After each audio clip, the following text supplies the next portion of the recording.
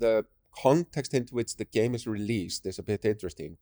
So we had been toiling away on the game, running out of money, working without salary, and God knows what. And we sell the publishing rights to a US company, kind of midway through to kind of get money to finish the game.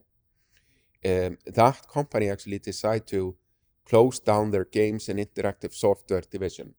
So, but there were a few games in channel. Actually, there were 30,000 boxes of EVE Online somewhere in gaming stores around the world. So there was like this sort of global ARG game of finding the EVE boxes to scratch off the codes to get into the game. Because we were not allowed to offer the game free on the internet because we had sold the publishing rights. So, and it took us like 6 months to renegotiate the publishing rights back. So there was kind of a hard limit of 30,000 people playing EVE Online for the first 6 months, and it did require somebody finding a box. So first boxes were first found, and then people were scouring the golden ticket in Willy Wonka. Like, you had to go around. It was like the golden ticket. So, and then people had like IRC servers to share the CD keys and whatnot. So there was this interesting sort of accidental velvet rope that actually really helped us patching up the servers, because it was a bit of an impossibility to have like single-sharded MMO running on like 386s, which we had to like we not 386s, we had Pentium 3s. We had Pentium 3s to run as their server chips.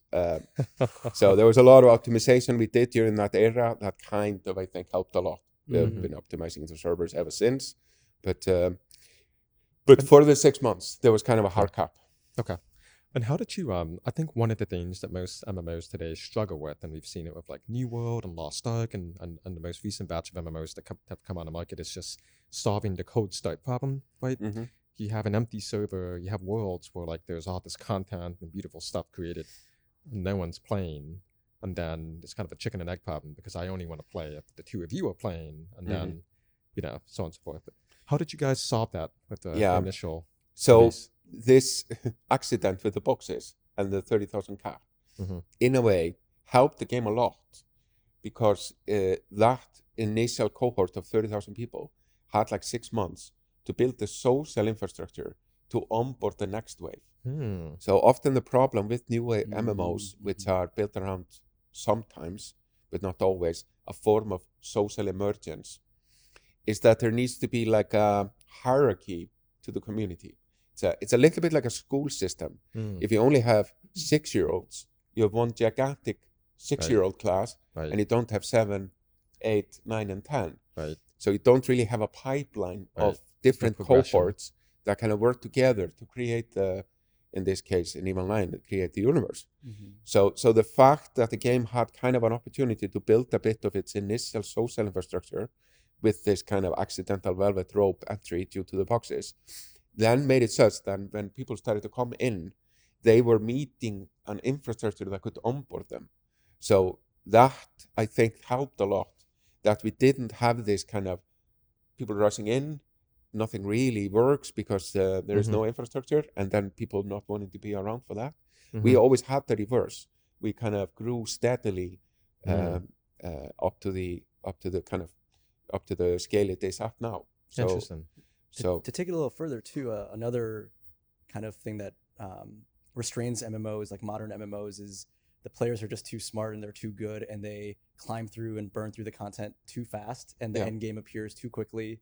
And to try to get ahead of the content pipeline at the end game scenario becomes like another bottleneck in itself, where newer companies might not have the money or time to develop enough content to match that point. Like, did you run into any of that, or was that mostly because it was so socially engineered to have so many experiences that you didn't have to worry as much about the deep progression? So we did have that problem. We actually did it we did have that problem for a different reason, but let's park that a bit.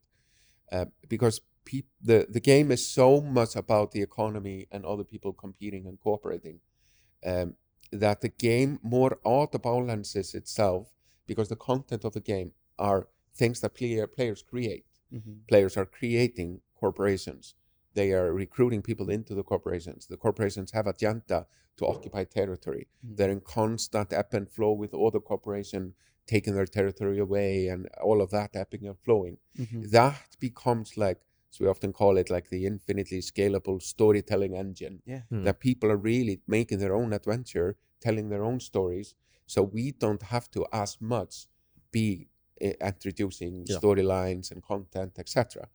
And most of what they're doing is composing the world to their will.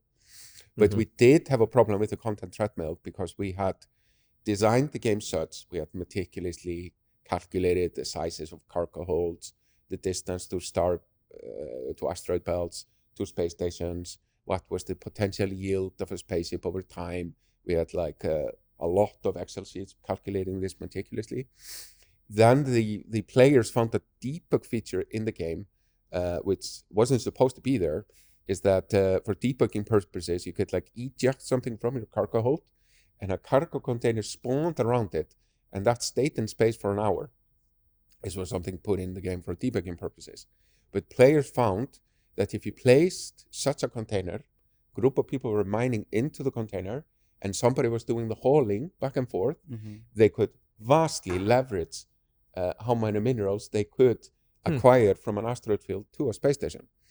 And we were so busy just like making the game work, we didn't really find out about this until 3 months after the release. People were already in battleships, and it was supposed to take people up to 3 years to get to the battleships. But due to this usage of this debug feature, they were able to yield a lot more mineral production than we had ever calculated. So we were faced like, okay, should we take this out, this invented gameplay? And we decided to leave it in, because this was frankly a better way to play the game than what we had designed it as, because there was a trust dynamic between the people mining and the people hauling. Co-reliance on each other. Yes. You have to trust the person that takes the minerals, that they're actually going to put it in the corporate hangar and not their own hangar. And there's trust from the people involved in this, that everyone is honestly putting all their mineral into the shear container. So that's a really key point. That's like a Oppenheimer kind of decision of like, do you let it go, or do you know, it's like a very like critical absolutely decision. Yes, there have been many things in Online which are a little bit like a test to our conviction on it, really, because they're legit. People had broken the game. They were doing in 3 months what should have happened in 3 years, and we decided to put to have it in there because it was a better way to play the game. It was a better implementation of the principles of Online, relying on cooperation based on trust in an open setting where there are no guarantees by the system. And here we are. Hey there. We hope you like this clip. If you want to watch the full episode in its entirety, please do click here above or go down below to the A16Z Games YouTube channel, where you can find this clip, the full episode, and so many more interviews. We hope you like the content, and we'll see you next time.